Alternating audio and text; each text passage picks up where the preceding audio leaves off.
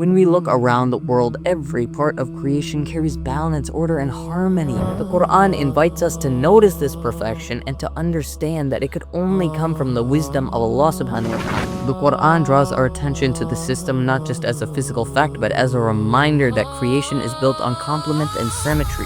Nothing stands alone. You see, every year the same amount of water evaporates from the oceans and returns as rain. You see, Allah subhanahu wa ta'ala says in the Qur'an, and you see the earth barren, and we send down water upon it, it quivers and swells and brings forth growth of every kind.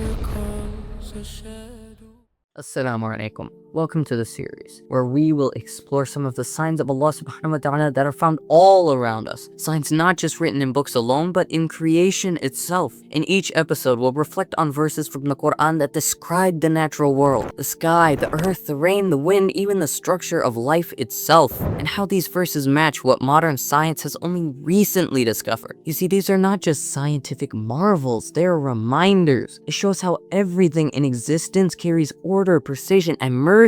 Today's topic focuses on balance, how Allah subhanahu wa ta'ala designed the universe in pairs, in measure, and in perfect harmony, from the tiniest atom to how the rain falls on the earth. When we look around the world, every part of creation carries balance, order, and harmony. From the sky to the soil, from a drop of water to the wind that moves it, everything operates with purpose and measure. The Qur'an invites us to notice this perfection and to understand that it could only come from the wisdom of Allah subhanahu wa ta'ala. In this video, we will look at a few of those miracles. The Qur'an mentions the creation of pairs, the precision of density, the fire in green trees, the weight of clouds, the cycle of rain, the winds that fertilize, the revival of dead earth. Each of these is a sign of divine control that modern science continues to uncover. You see, Allah subhanahu wa ta'ala says in the Qur'an, and of everything we have created in pairs, that you may remember. You see, 1400 years ago, this verse declared that life in creation exists in pairs. Today, science confirms that duality is a foundation of life and matter. Male and females in plants and animals, positive and negative charges in atoms, north and south poles in magnetism, and matter and antimatter in physics. Even within the human body, the brain is created in two halves, working in balance. The Qur'an draws our attention to the system not just as a physical fact, but as a reminder that creation is built on complement and symmetry.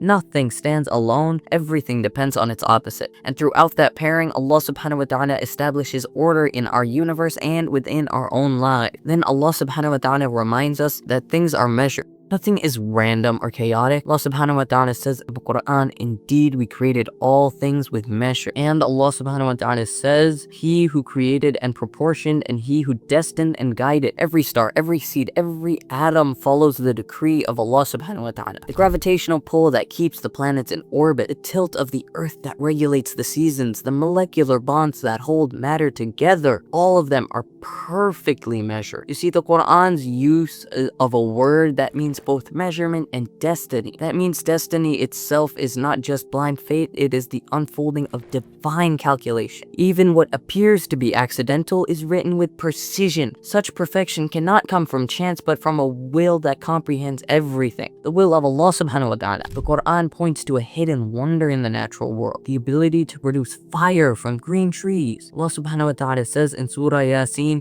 he who produces for you fire from green trees, and behold, you kindle from it. At first glance, a green tree full of water seems to be the opposite of fire, yet the same tree stores energy from sunlight inside its leaves and wood. Through photosynthesis, plants capture solar energy in chemical form, and when that wood burns, that stored energy is released again as heat and light, as fire. You see, the Qur'an's description reveals this cycle of energy, sunlight locked into plants, then later turned back into fire. It reminds us that the source of every spark we use is the power of Allah subhanahu wa ta'ala placed into living matter. You see, the Qur'an draws our eyes upward next, the clouds that carry the rain we even depend on. You see, Allah subhanahu wa ta'ala says in the Qur'an, and it is Allah who sends the winds and they stir up the cloud. Then He spreads them in the sky as He wills. To us, Clouds look weightless and soft, but to modern science has measured them and their mass, an average rain cloud holds hundreds of thousands of tons of water. The Qur'an described them as heavy clouds, long before any of these measurements were possible. This unseen weight suspended in the air is one of Allah subhanahu wa ta'ala's miracles for humanity. He holds it up by a delicate balance between air pressure, temperature, and even gravity. If that balance is shifted even slightly, the system of rain would collapse. You see, the sky above us is not chaos, it is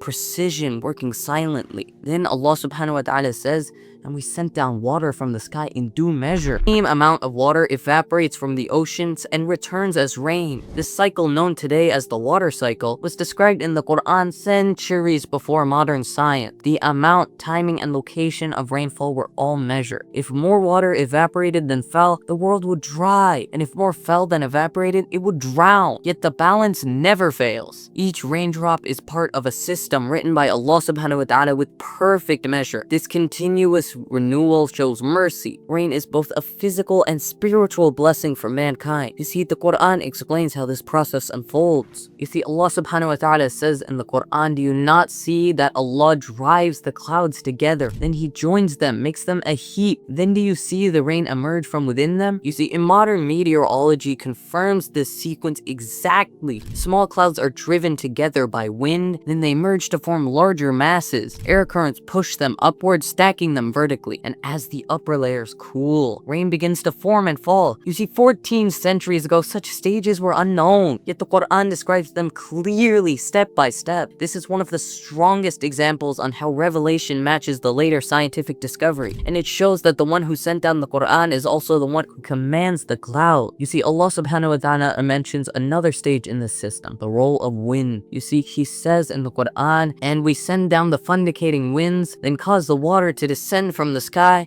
therewith providing you with water in abundance. Until recent centuries, people thought wind only pushed clouds, but today we know it fertilizes them. You see, when wind breaks on the sea, they release tiny bubbles that burst and throw up microscopic particles called aerosols. You see, the wind lifts these particles into the atmosphere, where they mix with dust and pollen. Water vapor condenses around them, forming droplets that gather into clouds. You see, without such particles, raindrops could never form. The winds also carry pollen between plants, enabling reproduction across vast distances. The Qur'an uses a word means fundicating, which is fertilizing. This is exact. The wind, invisible and weightless to us, is a carrier of life. You see, this is a scientific truth only discovered with modern instruments, yet the Qur'an declared it more than 14 centuries ago. After the clouds and winds, the Qur'an points to the earth itself and how it revives after rain. See, Allah subhanahu wa ta'ala says in the Qur'an, and you see the earth barren, and we send down water upon it, it quivers and swells and brings forth growth of every kind. You see, the Qur'an uses two words in this verse, ihtazat and rabbat. That describes exactly what happens when dry soil meets rain. Ihtazat means it moved and stirred, and rabbat means it swelled and rose. When water penetrates the ground,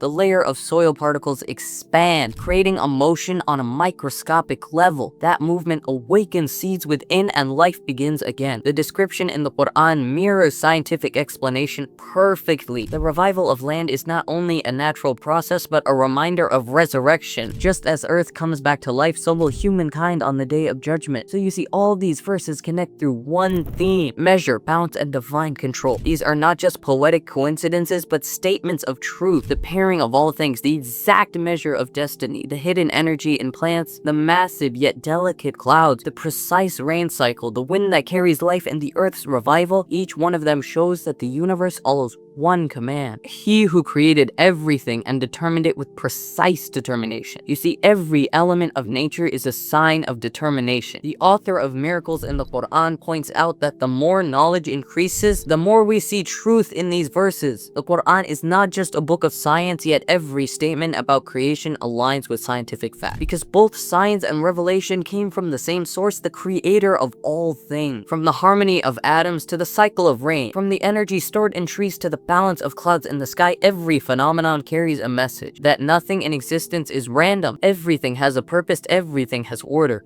Everything points back to Allah subhanahu wa ta'ala. The believer will read these verses and see not just a natural beauty, but evidence of mercy and power. So next time you feel the wind, remember, it's carrying life. Next time you hear thunder, remember, it follows the laws Allah subhanahu wa ta'ala decreed. When rain falls, remember, every drop was measured.